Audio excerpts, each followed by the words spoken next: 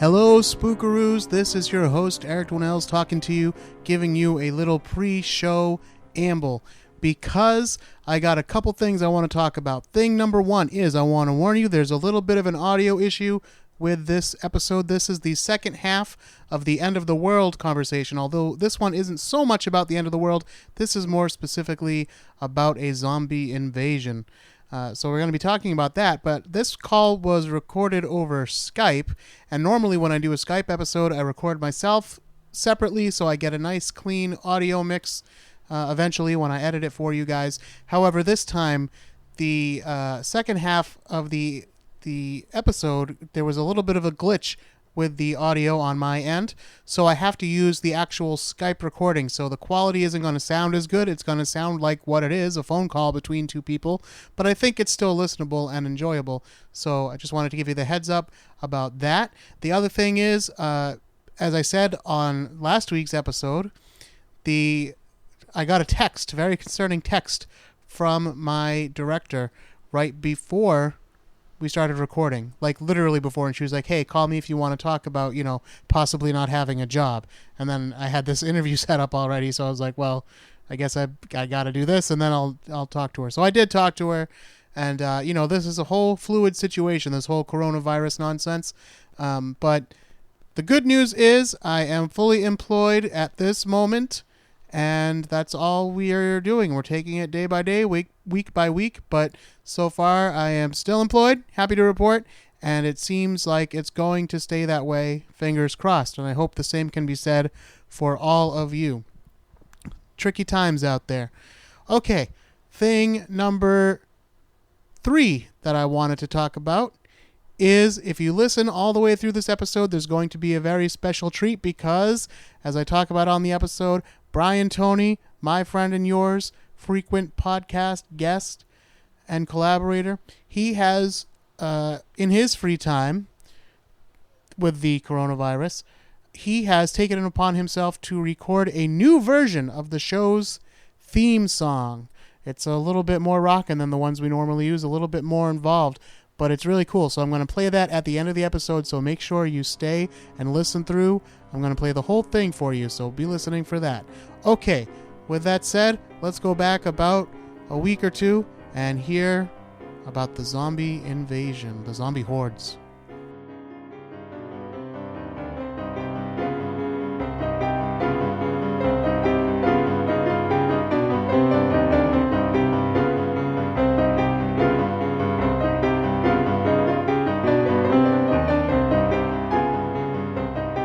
Welcome to Spooky Ass Shit. I am your host, Eric Dwinells, and this is part 2 of our End of the World episodes, and we are going to get into it now, because last week we left you on a cliffhanger. We were talking about how, Susan, my special guest once again this week. Hi, Susan Barrett. Hi, everybody. Hi, Eric. Thank you for having me. Yeah, we were talking about possible reasons for the end of the world that people have come up with.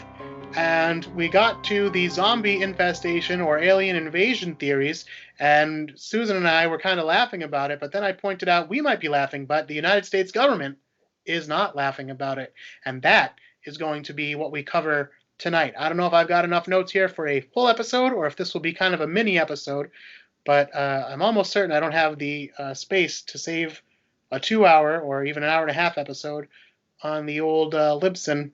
There, they only give you so much space per month. So, 2-parter it is. So here we are continuing. Before we get into it, let me remind you about the show's webpage. That's spookyasshit.com or spookyas.com. From there, you can listen to each and every episode, even the ones no longer available on your favorite streaming service. You can also find links to all of our social media. We are at spookyasshit on Instagram, and you can find us on Facebook at facebook.com/spookyas. While you're there, you can also join our secret closed group, the Spookaroos. And my guest tonight is, of course, the founder, I guess, of that group.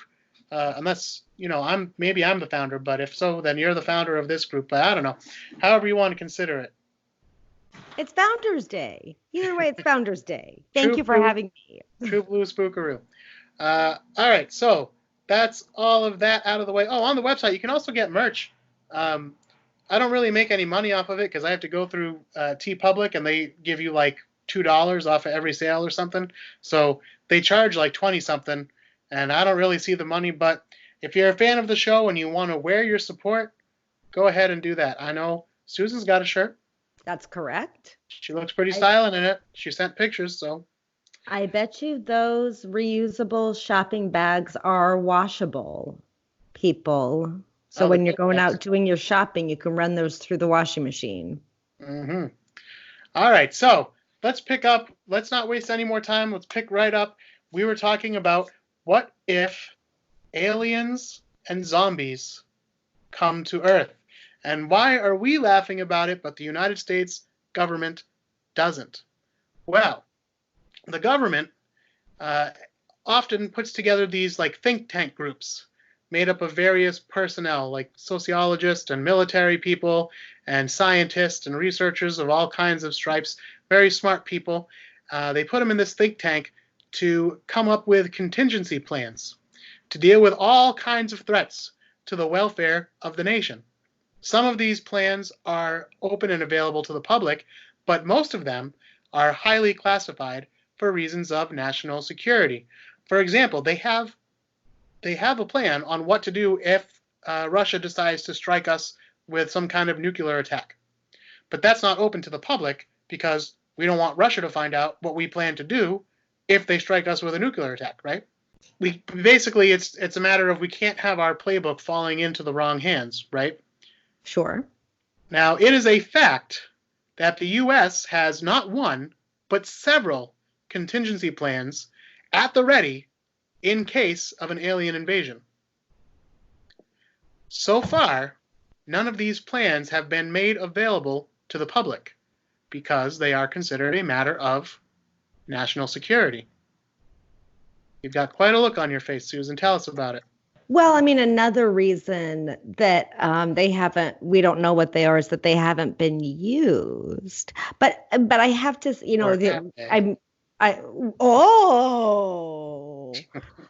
wow. Okay, good question. I don't know the answer.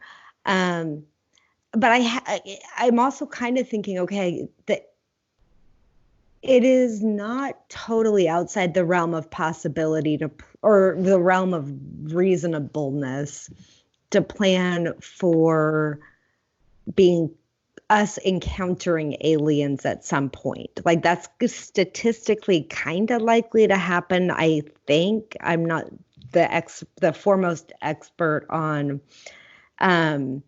alien life out there, but that some planning around that I can see. I'd be very, very, very curious to know exactly like what the contingencies are and what people think is likely to happen. Yeah, well, we won't know until it happens, I suppose. And like I said, who knows? Maybe it's already happened or happened. Who knows? Who knows? And they're just not telling us. Maybe that's what Roswell was. But they're out there. The plans are out there. So many questions. Unfortunately, we're not going to be able to answer those ones because neither you nor I, as far as I know, work for the government or have any ties that would get us that kind of information. Unfortunately not. But they also have a plan for how to deal with zombies. And this one has been leaked. Spill. It's called Contingency Plan 8888 or Con Plan 8888. And what are we to do pursuant to Con Plan 88? Well, it doesn't have a ton of information on what civilians should do, but it's mostly for the military and for the government. But the first thing that it does is it recognizes that, zombies are not something that we have dealt with before, and we don't know if a zombie infestation were to take place, what kind of zombies we'd be dealing with. So they have different classifications of zombies. I'm not even going to go through all of them. I'm just going to go through some of them, but they actually have more than I'm even going to list. So they have the PZ, or the pathogenic zombie. This is what we kind of alluded to last week when we were talking about it. This is a virus zombie. Yeah. Now a virus has gotten into somebody. Or 28 days later. Yeah. And now they are showing these zombie-like symptoms. Next, they have the RZ, which is a radiation zombie. Okay. Our Toxic Avenger. Zombie caused by radiation. I think that was the excuse in the original Night of the Living Dead. They kind of hinted at it anyway. They didn't say it full on. I think you're right. But they mentioned that, I think it was a meteor or something. They mentioned falling back into Earth's atmosphere. They kind of glance over it. It doesn't really give you a full explanation. But so technically, I guess those would be radiation zombies. My favorite, I don't know if this is my favorite one, but it's right. It could be a tie between the next two for my favorite, but this is a good one. The EMZ. That's the evil magic zombies. No, it isn't. Yeah, it is. No, you shut your mouth. It is not that. Yeah. It can't be. So is this voodoo based or do I have the right? They don't get that specific, but they just say some kind of evil force has created these zombies. And how are we going to deal with it? They have a plan for it. All right. The next All right. So our tax dollars have paid for that. Is that what I'm understanding? All right. Fantastic. You're going to love the next one, too. The next one is SZs. Any guess what that could be? I don't want to guess that it's like spectral zombies. No, it's space zombies. No, now we are aliens and zombies. Why would we? Well, it's not necessarily aliens, although it could be. It could be creatures from another planet that are zombie-like. This is our invasion of the body snatchers. This is our pods that took over. Yes, kind of, although some of these kind of cross over. We'll talk about it in a second. But this could also be something from outer space that causes people to turn into zombies. Okay. So the zombies themselves might be of earthly origin, but they are caused by something from outer space. So maybe that's what the Romero zombies would be. But I don't know. Yeah. The next one is weaponized zombies. WZ, weaponized zombies. And this is, say, a hostile foreign nation somehow finds a way to create zombies and then uses them as soldiers in a war. Because they could walk from one continent to another. Yeah, depending on which zombie theories we're going with. But yeah. I mean, and that really highlights the underlying issue, maybe with diverting funds in this particular way, is it's battling something that is 100% fiction. Well, 98%. Let's say 98% fiction. I'm not going to get into like Serpent and the Rainbow zombies. Uh-huh. All right. Well, actually, so where's their plan for? Oh, maybe that's evil magic. So Serpent and the Rainbow zombies is an evil magic. All right. Yeah, if it's voodoo, that's evil magic. All right. So I'll support our tax dollars going to that one kind of zombie. They also have the SIZ, which is the symbiont-induced zombies. This is kind of what you were talking about before.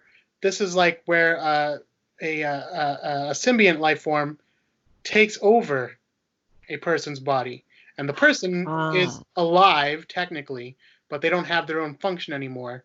This is something that, in theory, would eat into the brain and take over the body. So this is kind of what you were alluding to earlier, I think. Different than a virus, but same kind of thing where it shuts down the body's normal functions and overrides it with whatever it wants. That's the 90s Body Snatchers one, where it was like a thing that went into your brain. Yeah. The 70s one, it was like a plant, kind of a fungus thing. And I would have to say, I want to say the 50s one, I think that was a plant too. I was like, I bet you it's radiation, but no, I think it was a plant. I've actually never seen any of those movies. I should check them out. Do you want to do a sidebar on the 70s one? All right, go ahead. I mean, it's gonna be all how you. It ruined my so 70s one takes place in San Francisco. And basically, so, and I grew up north of there, and like my dad worked in San Francisco, and I think it's one of those movies I saw like way too early. And there's a part in the movie where it's like towards the end, but they're loading these pod things. They're in San Francisco. They're loading these pod things onto a boat that's going to Sausalito, which is like, that would be on the way to go to where I grew up. And it would be a name I would recognize at that age, going, oh my gosh, it's like coming towards us. So meanwhile, it's taking place geographically where we are.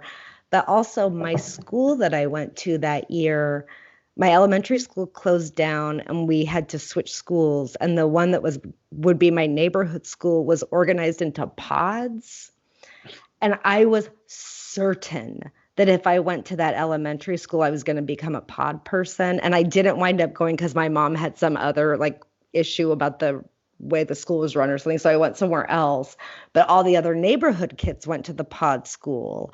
And so it created this whole paranoia in my childhood where like I was the only non-body snatched kid. So there you have it. Source of many problems.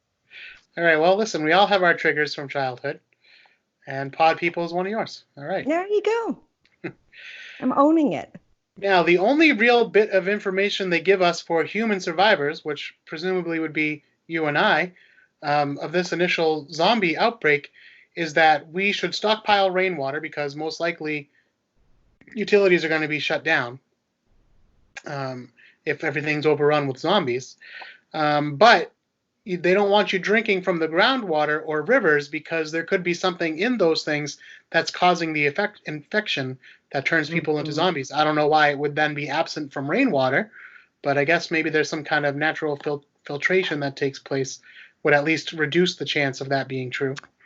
I don't know. That concerns me. I don't think it's safe to assume the rainwater is safe to drink if they're zombies. I'm just saying that it feels like an exposed. Yeah, but I mean, I guess if you have to choose. Who am I to question? If you have to choose between those sources of water, they're saying that's the safest one. Sure. But they also say that depending on the type of zombie, if they think it's like a viral zombie, then you want to seal your windows because if it's airborne, you don't want getting in through the windows. But of course, you can only do that for so long. Yep. That's really all they tell us for regular Joe Schmoes like you and I about how to try to get through this thing. Basically, the rest of it, I mean, I guess it's not the public response. It's supposed to be the military and government response, which is what this report is about. So here's the plan. There's 5 phases of response. And actually, technically 6, because there's also a phase 0. And just for the record, I got most of this information from different sources on the internet, but mostly from the Infographics YouTube channel. They had a video about this. I go back and forth on them. Some of them, sometimes I like their videos, but some of the ones that I happen to know a good bit about, I'm like, well, their information is just wrong. So hopefully this information is correct. I did find other sources for it as well, but I did want to point that out before I go on too long and someone says, hey, he just copied this. I didn't copy it. Oh, my gosh. Yeah. As if. So phase 0 is shape the environment. So the subtitle of this one. This is when scientists and researchers will work to find out all they can about the means of zombification and try to track it. So this is when they're trying to figure out, okay, what's causing people to turn into zombies and how is it being spread and where did it start? Where is it going to? Where is it likely to happen next? They pass this information on to the military. And at this time, once it becomes clear that this is going to happen, all military personnel will be recertified in their hazmat training and their trainings on how to deal with chemical warfare and biowarfare. Now, these are trainings that happen all the time anyway, but they're just saying, like, we're gonna put everyone right back through training to make sure we are all fresh on this material. And that's phase 0. Phase 1 is deterrence. In this phase, the U.S. Strategic Command will issue a warning order. So these kinds of orders are issued normally when at war with another nation. And this would mean that the U.S. military is going to engage in some kind of action designed to flex its might, as it were, a way of showing the foreign enemies that, hey, you'd better think twice before performing some kind of hostile action against the United States. Because look how big our guns are, look how far our rockets go. Now, of course, zombies won't be intimidated. They don't have brains to think like that. But the U.S. will still perform this show of strength for a very interesting reason. And that is because they are worried about external zombie collaborators. Do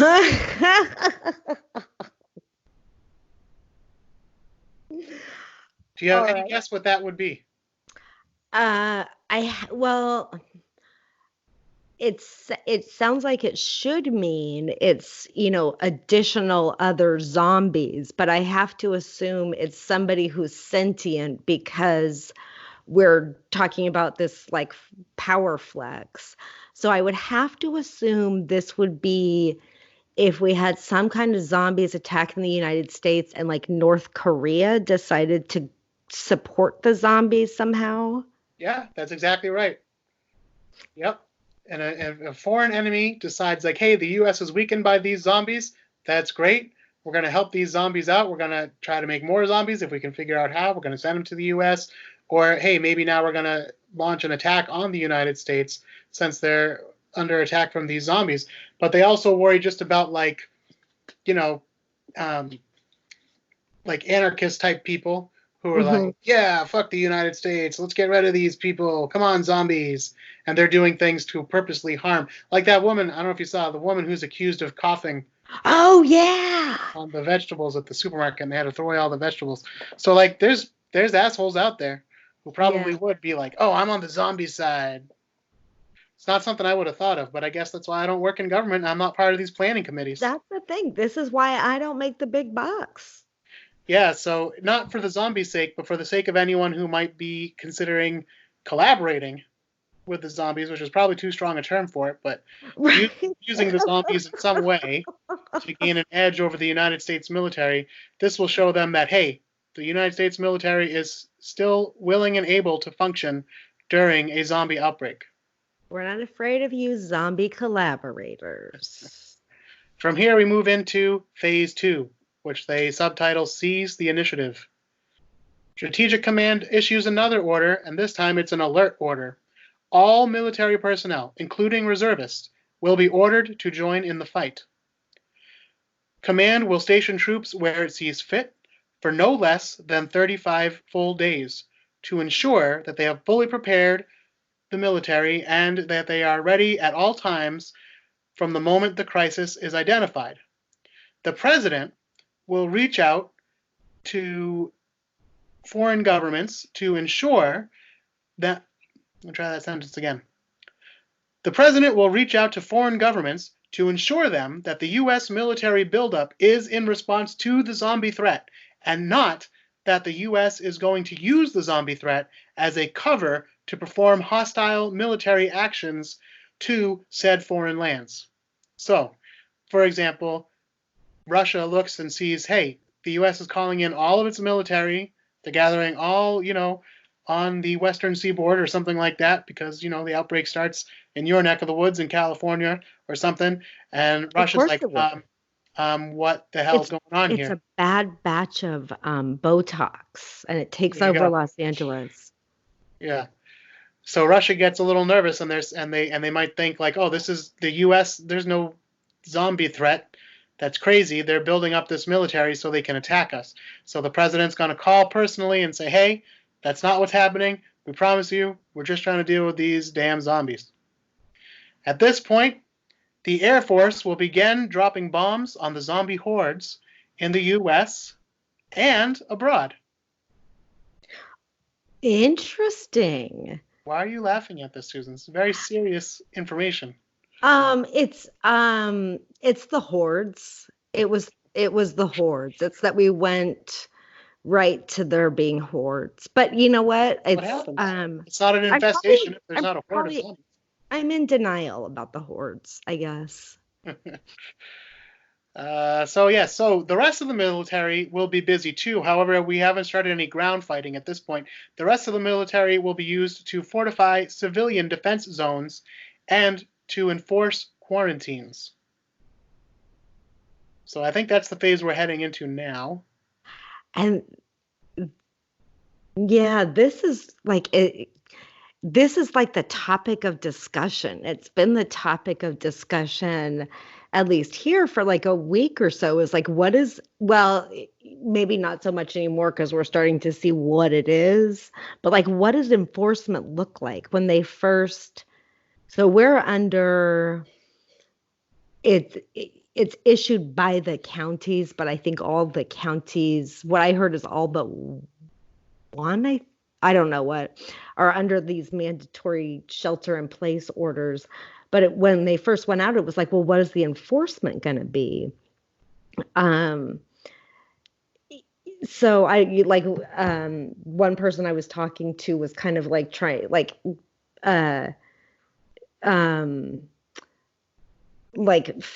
imagine like a worst case scenario of like, we're just going to all get rounded up at the mall if we're not wearing masks, obviously that doesn't seem to be the situation, but it's who knows what it might become. Yeah, I don't know. We just, like we said last time, we just got to live. After this, we move into phase 3, which is dominance. This is when we begin the massive military response against the threat. Population centers will be identified and population centers will be indefinitely blockaded, and the military will begin ground strikes against the zombie hordes. This is after the airplanes have hopefully taken out most of them, and then the Army and the Marines come in to do the rest here, with instructions to thoroughly burn all zombies once they have been neutralized. Oh. Even a zombie whose head is cut off, technically they could still be a danger, right? Or we don't know what's causing the infestation. What if you were a hail cremated zombie? I mean, we'd have to see how the infestation works, but this is the thing. We have to ask ourselves in times like this. We know from science that you have to destroy the brain, and science, I mean movies.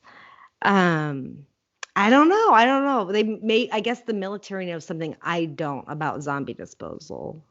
I should just have confidence. Yeah, so after this, we move into phase 4, which is stabilization. Now, this phase will begin no earlier than 40 days after phase 3. We need at least 40 days to make sure the zombies have been wiped out completely and there's no stragglers, because even just one could start a whole new infestation. Yeah, and we definitely know it's for sure 40 days, even if it's radiation zombies. That's what they say. All right. No earlier than 40 days. Oh, pardon me. I shouldn't have questioned the military. I did it again, and I'm sorry. The military will engage in reconnaissance missions to locate any still active zombies and to discover any stray groups of human survivors still in need of rescue. Because, there's always going to be those people that were out camping and they came back to town and nobody was there, and, so that kind of thing. Any groups of survivors out there? Yeah. Sidebar on Jared Leto coming back to civilization and not realizing the coronavirus was going on. I haven't heard this one. Oh, he has some kind of like a commune or something, and he allegedly showed up out of wherever they have their commune and was like, oh, I didn't realize, the rest of the world was in a state of emergency. Oh boy. So let's see. So people like him need to be located and told The people who didn't realize like World War II was over need to be located and told. I don't want to lose sight of the fact that the last step was just dominate. There's no other option. It's just dominate. You've got to. No, you've got to. I'm going to this is basically my plan for every day now is like, tell your family, we're in phase 4. Containment, dominate. It's how you get through the day. Yeah. Yeah. Yeah, we're not ready for stabilization yet. We're getting there. Like, yeah. That's yeah. Let's see. Okay, so researchers at this time will begin to study how the public works and utilities might have been affected and how safe the environment is, both like the living environment, but also the nature environment, to see if there's any lingering threat of reinfection, re-zombification of anybody. Make sure that whatever was causing this thing is out of the way. Then we move on to stage 5, which is normalization. This is hopefully getting back to normal as we can get, reestablish the government, and rebuild cities and the public utilities, get everybody back to stasis, as it were. Or 28 weeks later. Yeah. So the report wraps up by saying that all of these measures are the plan, but it confesses that there is little scientific data to go off of. And they suggest that the military might need to turn to pop culture sources to get ideas on how to destroy a zombie horde. Oh my God, can they see me raising my hand right now? Yeah, well, that's the thing. Like I've been training my whole life for this. Yeah.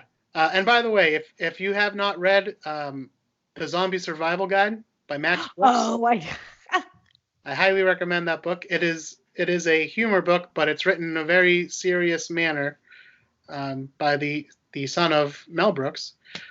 So definitely worth checking out. Excellent resource. And useful tips, I believe. Yep. Okay, so it further states, you're going to like this part, that of all the different types of zombies listed, the evil magic zombies may be the most difficult to combat, since they are powered by magic and not necessarily bound to the laws of nature as we understand them. I mean, they've got a point. To fight this particular threat, they recommend calling in clergy to combat the zombies.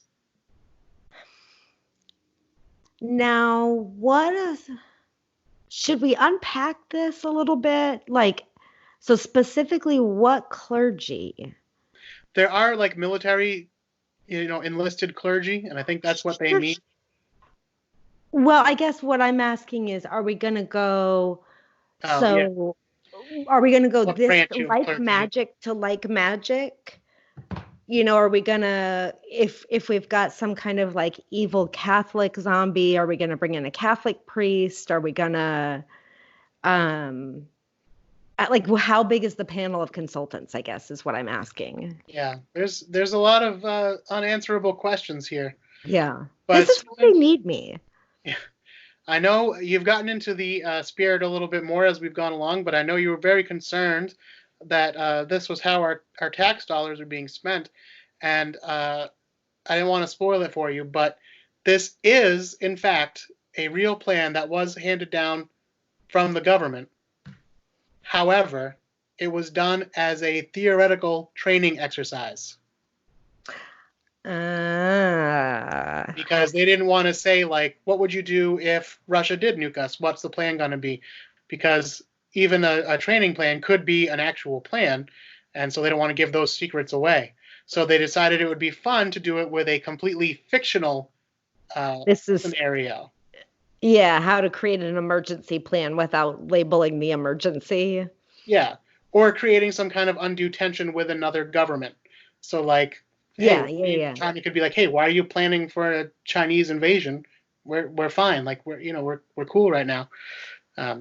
Sure. And they don't want it to be taken the wrong way. So they said, I guess someone had suggested that they do one about aliens.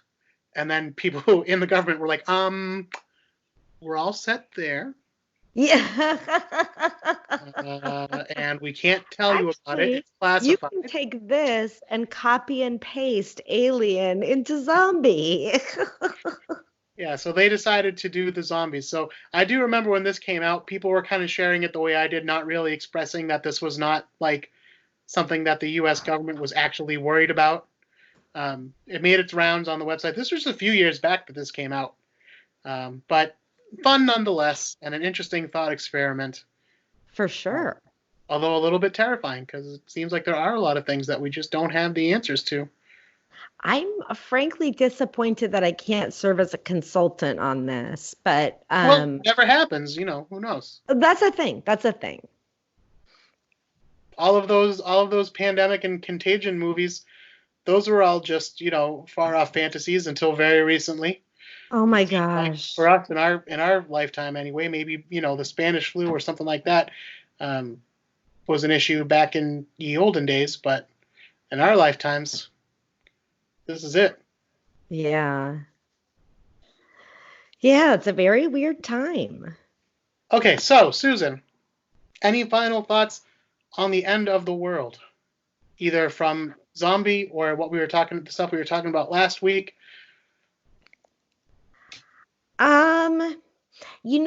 We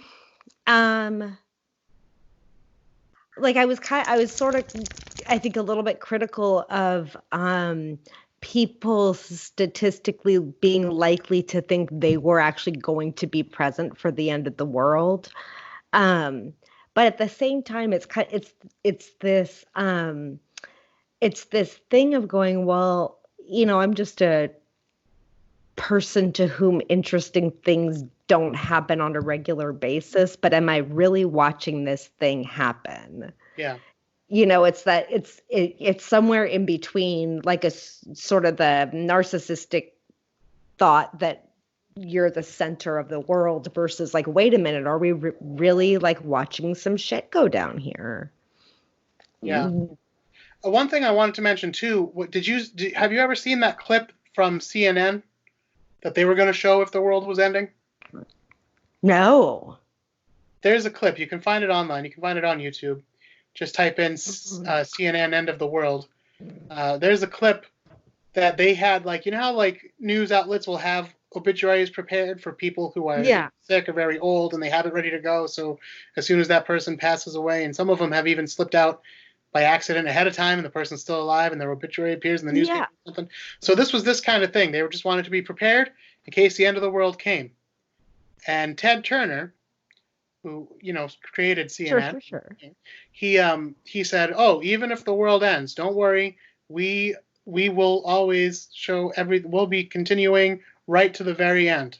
And he wasn't joking. He had something prepared, and he said, "We have a band that's going to play 'Nearer, My God, to Thee,' and that will be the last thing that humanity sees if they're watching CNN." And people just took that statement, whatever. But then when he sold it in the late 90s, he sold CNN and all, new people took over, and they got rid of the old library. And in this old library was the CNN end of the world tape. It was not just a theoretical thing. This was something he actually did have prepared. And so the tape quality is very poor. It definitely would need to be updated, but it's a band, some kind of perhaps military band. I don't know. They look pretty official in their outfits, and they're standing in front of a building, and they're playing "Nearer, My God, to Thee." Isn't that weird? I mean, the set of us, like, in a way, sure. If you're Ted Turner and that's what your job is, and this is somehow what but there's something about the assumption that at the very end of the world, someone's going to be operating a television station. We're going to have electricity. Like that's one piece. And then that we're going to be watching CNN. But maybe, who knows? I mean, I'm not a religious person, but first of all, "Nearer, My God, to Thee" would not be the song I choose, and especially not in the style they presented. I do encourage you all to look up this video. It's not thrilling, but it's interesting to see anyway. I don't know. To me, listen, if it's the end of the world, you're not worried about getting usage rights, right? So use any song you want. And I think, this is a good point. yeah, something a little more fitting. I don't know. I would like maybe Monty Python's "Always Look on the Bright Side of Life." That's a good one. Something along those lines, a little humor to it, maybe like, hey, we gave it our best shot, but this is it. Yeah. A little Flight of the Conchords, maybe. That feels like end of the world kind of something we could work with. Yeah. All right. Well, I think that's about all I have to say about the end of the world, but just enjoy it. Like, no, I'm not saying it is happening, because we're going to get through this. Most of us are going to be okay. And if we all take care of each other and take care of ourselves and stay home, you said you're literally under a shelter-in-place order. Yeah. So like each county issued them. So everybody who is non-essential is supposed to work from home if you can. It's creating this really weird discussion about what is and isn't essential. And I think in what I've seen, there's a lot of stuff that I wouldn't consider essential going on. And then I can see it from the perspective of the business owner trying to just keep people employed, because if we lay people off, and then they get unemployment, their income is reduced. We want to keep them making 100% of their income, but not at the cost. I don't know. I just have a lot of feelings about it. I'm glad I don't work in food service or the grocery store. Like those people, I can't even imagine. But so we basically are supposed to stay inside, and it's at the point where you're supposed to send one person out to just get groceries and basically come home, and that's it. My dad called me for help on his printer this morning, and I'm like, we're going to have to figure it out by video, and I'm going to have to walk you through the video setup, and it's going to take forever, but this is what we're going to do. We're going to get through it. Yeah, we don't have shelter in place just yet here in Massachusetts, but we are down to essential workers, which I technically qualify for, although my program that I run is closed at the moment, so I am not going in physically to work. I just, like I said, got the text that we are not going to be allowed to work from home, so I have to call my director after this and figure out how I am going to be making money for however long this thing lasts. I don't understand why they're saying you can't work from home. I think that they're saying they're not going to fund it so that we are not going to get paid, because we're funded. It's a whole thing. It's going to create so many problems. Yeah. So we are still allowed to go out without actual restrictions, but of course the recommendation is that we stay home, and the only places that are open right now are like grocery stores, pharmacies, and restaurants doing takeout only. Yeah. And you're not allowed to actually go inside the store. At the beginning of the shelter-in-place order, everybody went out to the beach, and it looked like the 4th of July at the beach. So now the beaches are closed and all the parks are closed, and you're allowed to walk around your neighborhood. Oh, yeah, we haven't gotten to that point yet. They're still telling us we can take a walk. Well, so don't flood your parks because they'll get taken away. Yeah. Oh, boy. All right. Well, hopefully this will all blow over soon. This was the second part of our episode, so maybe by the time this comes out, there's been some good news in the world. There you go. Let's be optimistic and hope so. I guess only the listeners listening in the future will know. Oh, but you know what? I do have something nice to share. With all his free time on his hands, my friend and yours, Brian Toney, created a new version of the show's theme song. So I'm going to play us out with that song today. Nice. It's still the same theme song. He based it around the one that Emily Ferguson wrote for, occultic overtones and frequent podcast guest Emily. She actually wrote the song, and she plays all the original versions that you've been hearing for all these years, all the different versions. But yeah, Brian said he got some free time on his hands, completely unsolicited, just decided to do it. And he made this whole version, which is very intricate. I said it sounds like the soundtrack to the movie, like the spooky ass shit movie, you know? We're going to bump up for the production and everything. So I don't know how often I'll use it on the actual show, but if I ever start doing like YouTube videos or stuff like that, which I hope to do someday, it'll be used there, and definitely going to play it for you at the end of this show. But before we end, let me remind everyone once again, check out the website spookyas.com. Check out the social media. We are at spookyasshit on Twitter and Instagram, and you can find us on Facebook, facebook.com/spookyas. Please don't forget to like, subscribe, and rate and review the show. Those kind words, especially in a time like this. And I know we're all fighting for... Do I got some dirt on my face? Nope. No. Susan's wiping her camera suddenly, so I had a big thumb in my face. But it's all good. Yeah, in times like this, listen, you're probably streaming a bunch of stuff and you don't have those drives to work anymore. So I appreciate you taking time to listen to the show even more than normal, and I normally appreciate it a whole bunch. So it's wonderful that you stuck with me, and I'm going to stick with you, and we're in this together, not just here in Massachusetts, but across the United States, as Susan is showing, but not just across the United States, across the entire world. We are all in this together, and we don't know how it's all going to shake out, but we're just going to keep LIVIN, keep on living. That's what we got to do, and we got to be there for each other. We got to support each other. It's going to be a struggle. It's going to be some tricky times ahead, but we're going to do our best to figure it out. Right, Susan? That's right. All right, so until next time, remember, it's not really the end of the world. And don't be afraid.